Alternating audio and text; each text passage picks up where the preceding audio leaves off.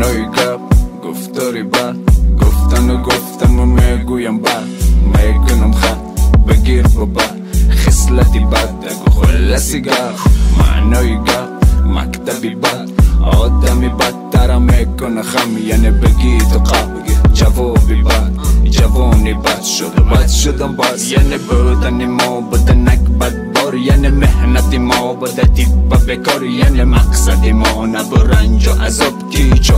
چاره باشه شبی کار یعنی حسرتی ما بود دیدن یار تا که مادر پیر نشه خار و زار یعنی سایه سر هست از خدایا پادر مرد است و معنای گپ آدمی بد نفس نمیتونه دوره برد معنای گپ آدمی بد حرکتش نداره برکت معنای گپ آدمی بد نفس نمیتونه دوره برد معنای گپ آدمی بد حرکتش نداره برکت معنای گپ گفتاری نکو رفتاری نکو کرداری نکو میکشی هم کی بودی تو کی شدی چی شده یا قیبتو بین تو در آینه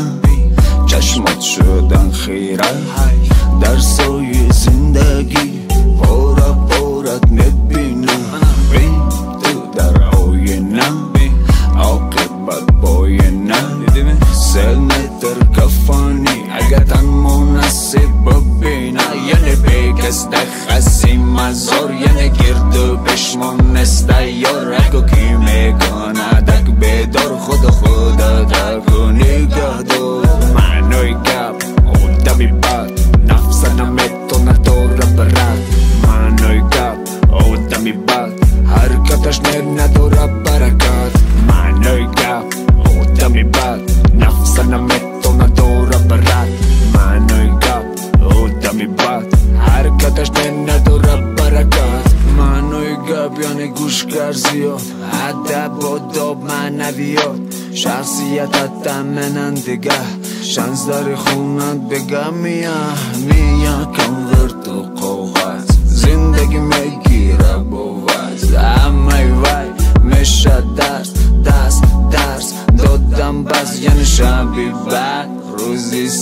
سری درد و دردی سر یعنی چشمی تر گوشی کر هرچی گنگوف گیرو بر یعنی جنباز کن چی با اومدی چی کتی خودت برسودی پایانی گپا گم کنی در فکری مردم کی بودی معنای گپ نقطه سری خط پیش گفتار اندیشه